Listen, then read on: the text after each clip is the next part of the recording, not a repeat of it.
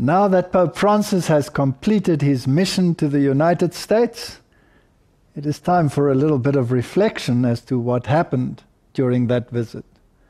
When we discussed what was going to happen, I think we summed up more or less what he was going to do. There was one or two surprises, but generally speaking, it was a masterpiece of media and social performance.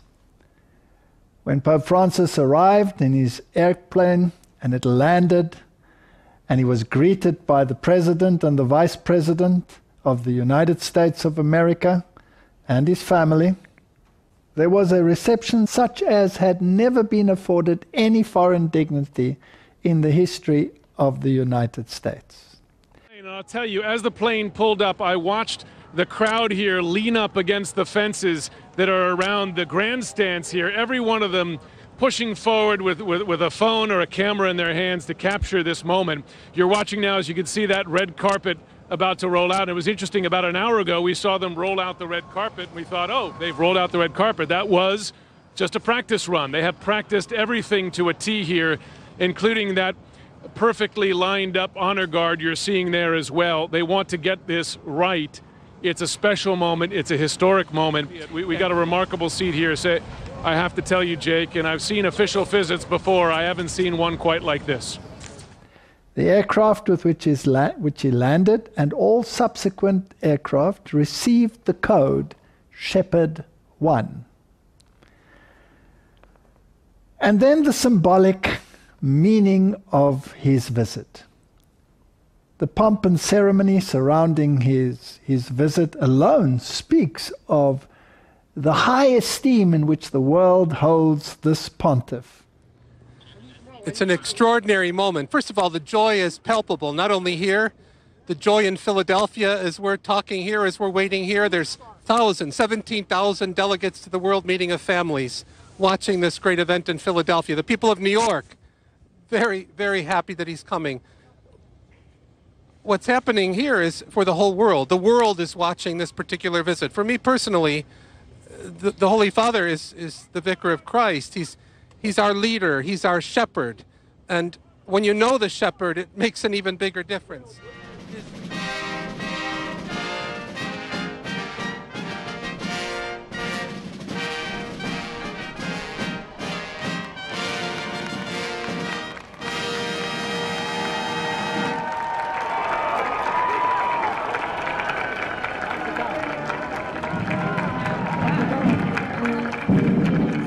One of his first acts on his American tour was the canonization of the Spanish saint, Junipero Serra. Now this in itself speaks books, volumes of what was the agenda of the papacy. Y hoy recordamos a uno de esos testigos que supo testimoniar en estas tierras la alegría del Evangelio, Fray Junípero Serra. This Spanish saint was part of the Spanish Californian mission, and he was at one stage an inquisitor. He was part of the Inquisition, and he ruled with ruthlessness. There was much controversy surrounding this man, seeing that some of the Native Americans were highly upset and accused him even of genocidal activity. The Pope used this canonization to reflect on the Catholic mission in the United States. And coupled with this mission, of course, you have the issue of immigration, which played a major part in his tour. The reception of the immigrant. He referred to himself as an American, saying that the boundaries really were irrelevant and that the borders should be open for those of the southern states to enter in. Now, why was America founded in the first place? America was founded because the Puritans and the Christians in Europe fled the tyranny of papal persecution. They fled to this land which opened its arms to receive them. And they wanted a land that was free from the tyranny of persecution on religious grounds. So here was a Protestant nation. And today there's this great controversy about the borders and how to contain the immigration into this nation. And the Pope turned it round. He would like to see those borders open, because then the nation would be flooded with Catholicism. Protestantism would be obliterated and pushed into the background. Now, to canonize this person, Junipero Serra, as a saint, was a very strange act indeed, particularly looking at the history of this man.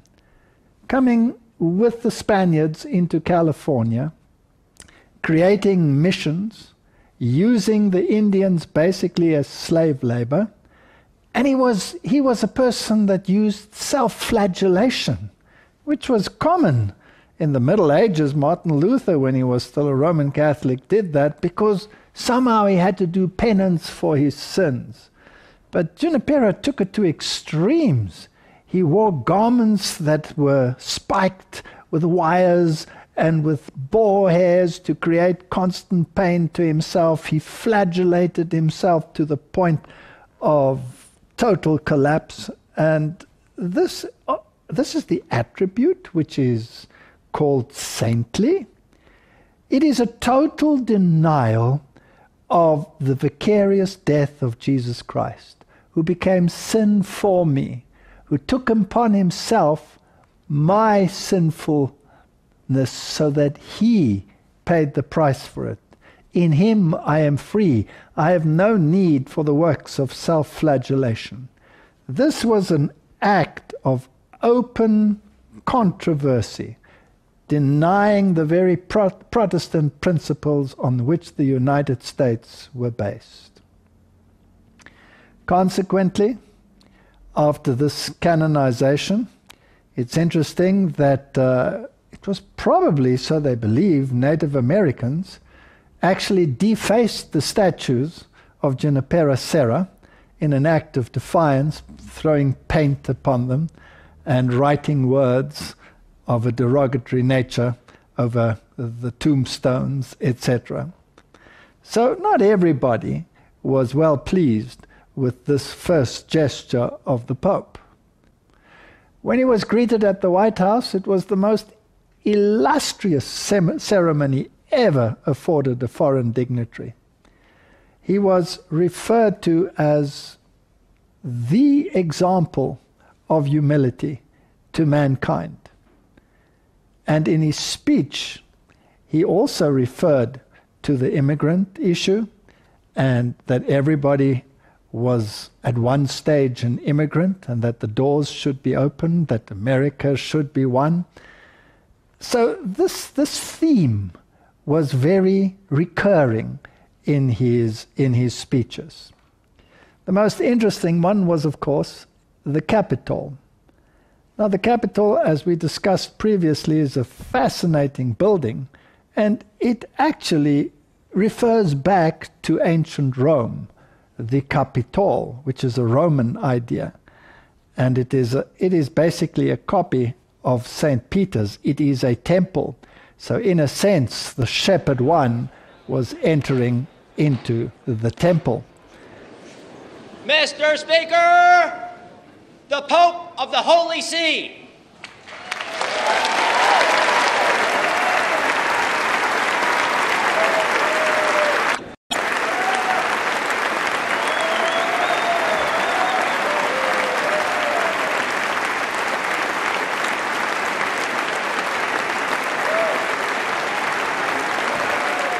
And there he stood and gave his speech between the fasciae, the two great fasciae in this wonderful arena. And what did the fasciae actually refer to? These bundles of rods tied together. This was what the Romans used. When the Roman leader would take the nations and the clans and bind them to himself with cords, and the one strong man in the middle became the norm of unity for all of them. This was the man of the moment, stepping in between the fasciae. He immediately pointed across the hall to the relief of Moses, and he spoke about the law. Now it's interesting that this relief of Moses is surrounded by a laurel wreath. Now a laurel wreath is distinctly Roman, but of course it's not only the centerpiece of Moses that is displayed there in the Capitol, but on the sides are the reliefs of other great dignitaries of the past that were associated with the law. And it's fascinating that Hammurabi, for example, is there displayed, also with the laurel wreath. And Hammurabi's law was a very harsh law, totally contrary to the law of God. And then you had Pope Innocent, for example, as one of the great examples of law-giving. So this is a total Catholic setting, a very Roman setting indeed. You know, when we think back over history, and you think of Herod's temple, for example. Herod constructed this second temple, and it wasn't nearly as spectacular as the first temple, but he dedicated that temple not to the God of Israel, but he had a Roman eagle placed at the entrance, in a sense dedicating it to Rome. And the Jewish zealots were very, very upset. And some of them went and defaced that Roman eagle, and Herod had them hunted down and tortured to death. You cannot take the things of God and dedicate them to a pagan system.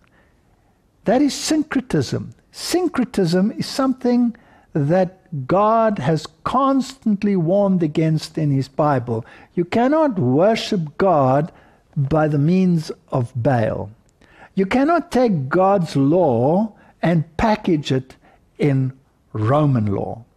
So this statue, or this relief rather, of Moses that the Pope referred to, yours is a walk which makes me reflect in two ways on the figure of Moses.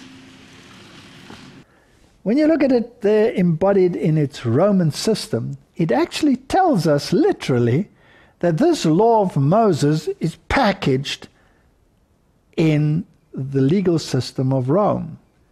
And if we understand that Rome changed the law of God and gave its own flavor to the law of God, then this becomes even more apparent.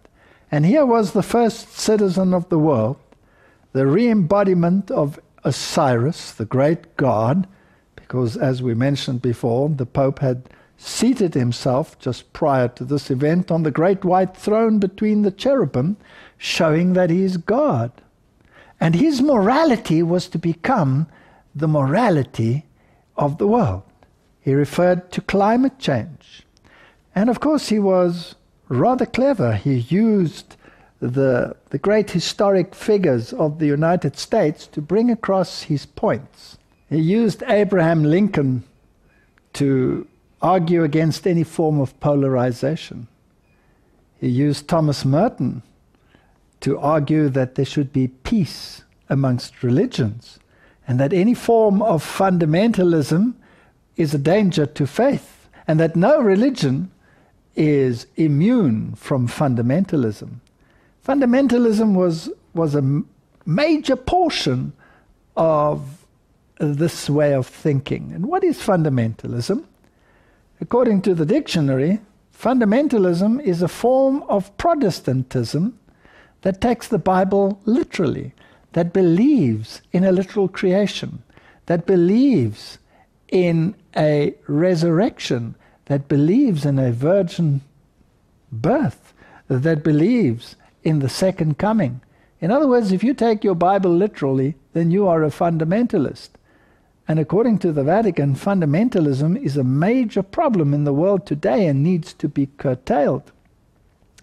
Dorothy Day was the great example of social justice. All the Catholic doctrines espoused in the individuals that he mentioned. Martin Luther King, the foreigner, the disenfranchised, how to accept them. It was brilliantly done and very convincing.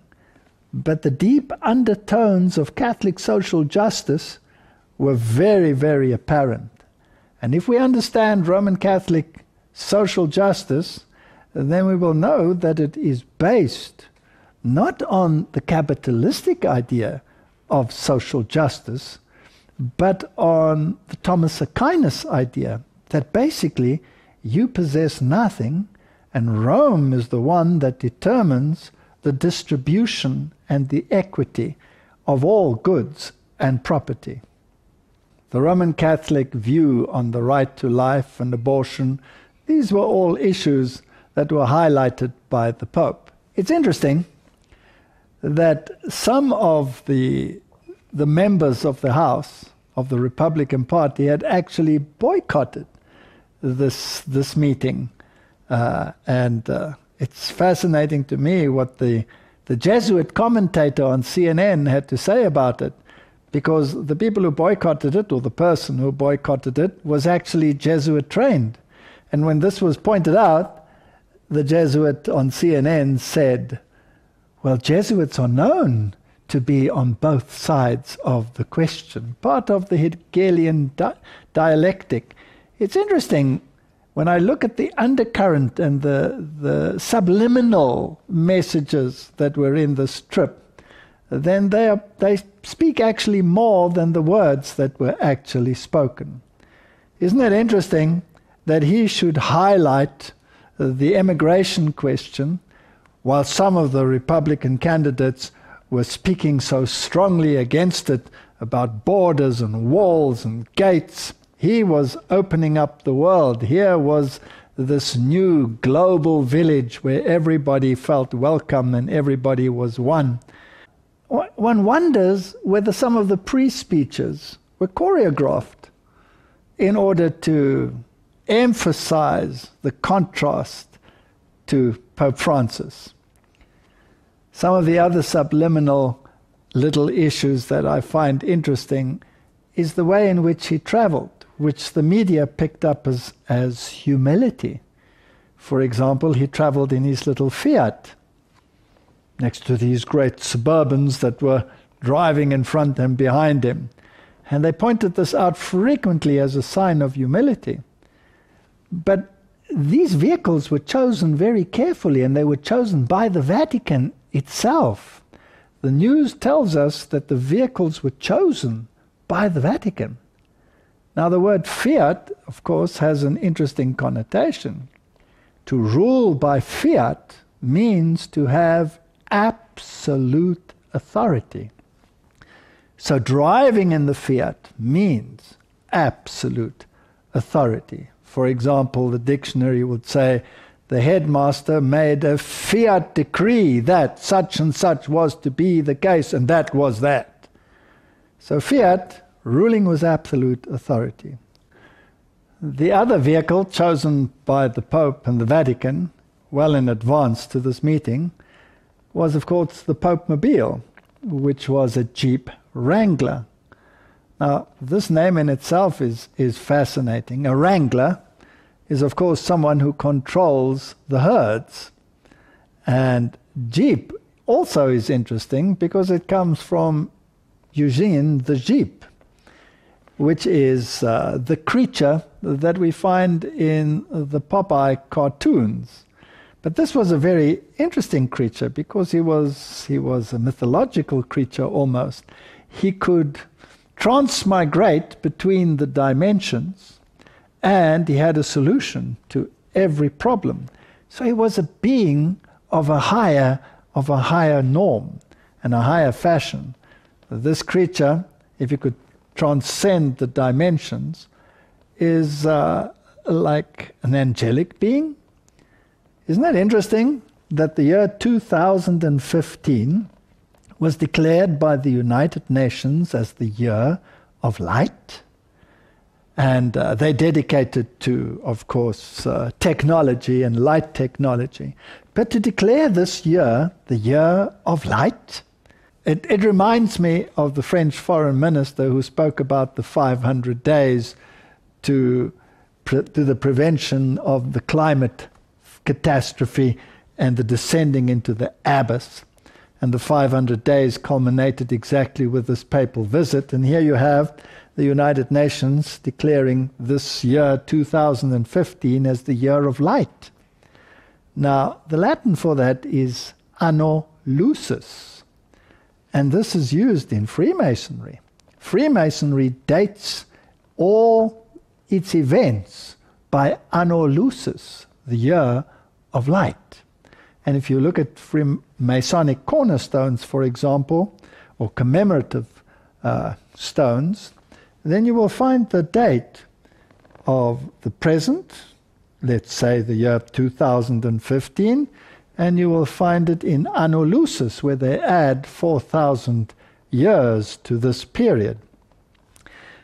And this is also the year in which the Pope spoke at the United Nations. Now, previous popes had also spoken at the United Nations, but this was different to any other previous pope, because this was also the 70th year of the commemoration of the founding of the United Nations, and it is the first time in history that a pope spoke to all the assembled world leaders. All previous popes had merely spoken to the ambassadors of the various states. But here, all the world leaders were present. And his message was of particular importance for this time, of course steeped in the issue of climate change. He spoke about human rights, dispelling the collective forms of human selfishness. He spoke about equity. He spoke about access, distribution, equitable distribution, fairness, all these great words. He referred to his predecessors who had also spoken about these issues. And this reminds me of Pope Benedict's speech when he touted human rights as God-given. And he referred to Benedict and his speech in terms of human rights. And Benedict had also made it quite clear that human rights were based on natural law. So it's not based on divine law. And natural law is, of course, the basis upon which Roman Catholicism bases its authority. And why it claims that it can change the law of God, because it doesn't base it on Scripture, but on natural law. And who is the one who exemplifies natural law?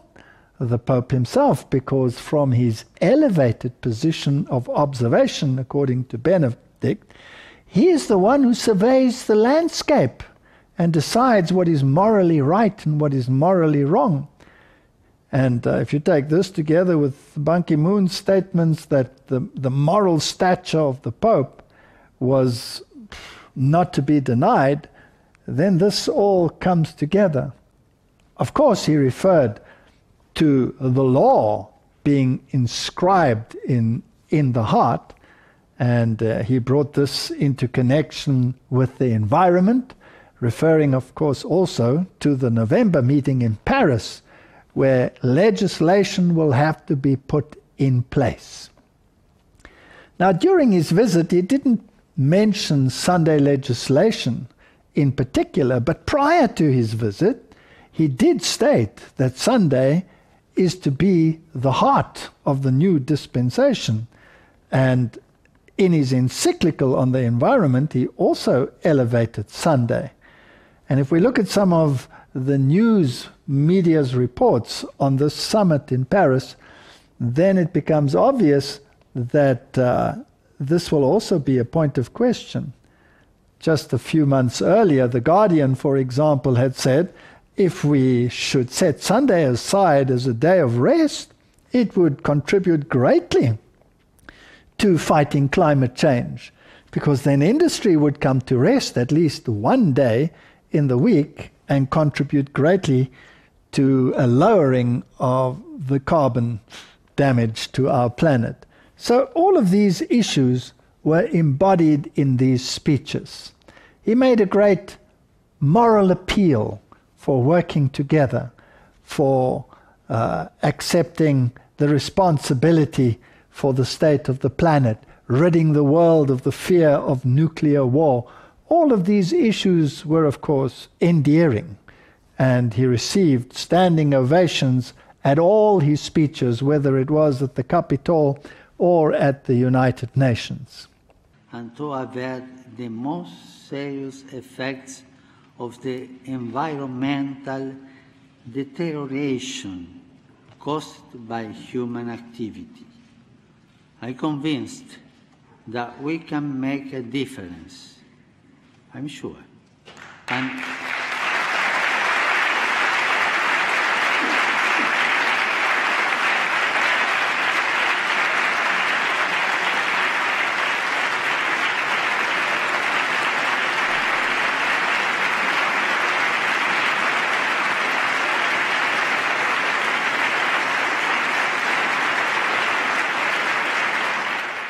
upon all of you, may God bless you all.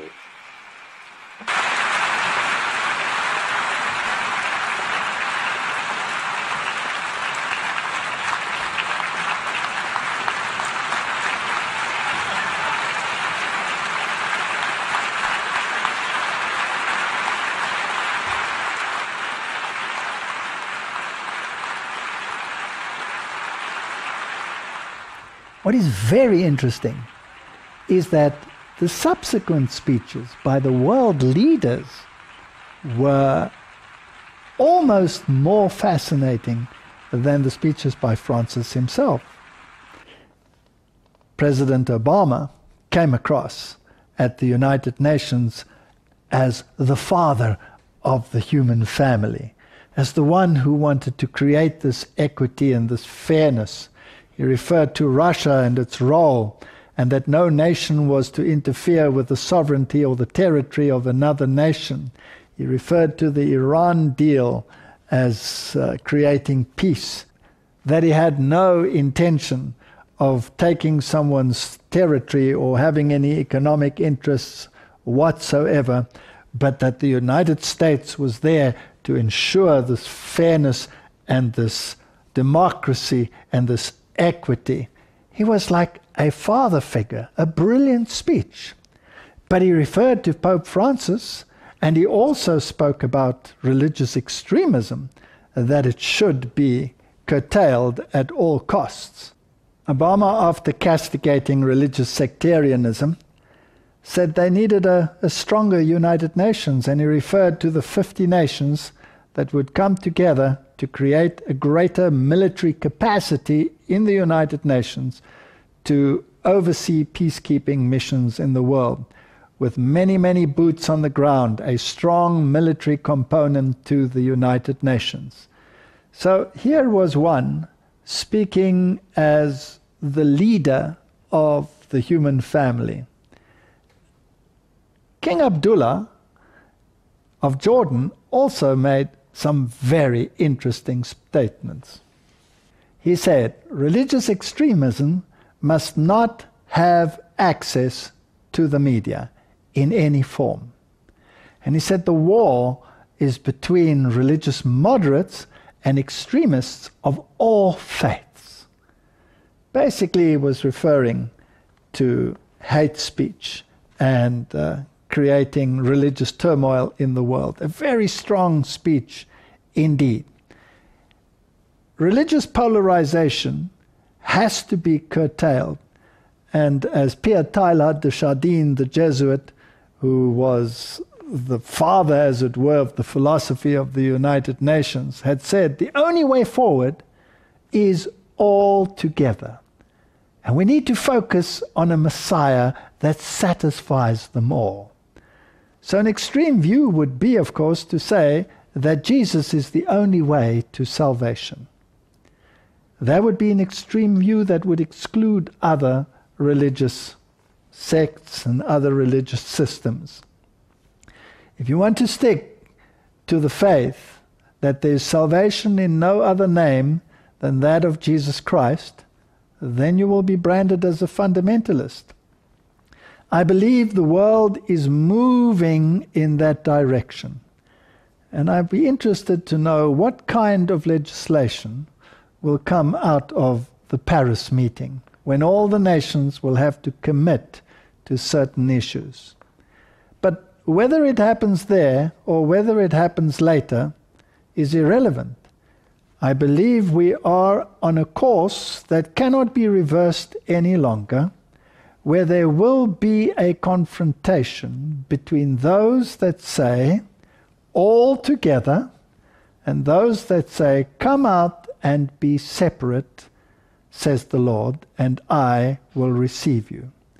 Either Jesus is the only way to salvation on this planet, or he is not. And every single individual on this planet will have to make a choice.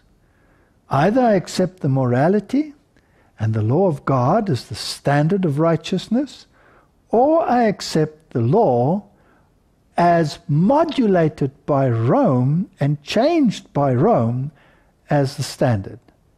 As for me and my household, we have decided we will serve the Lord.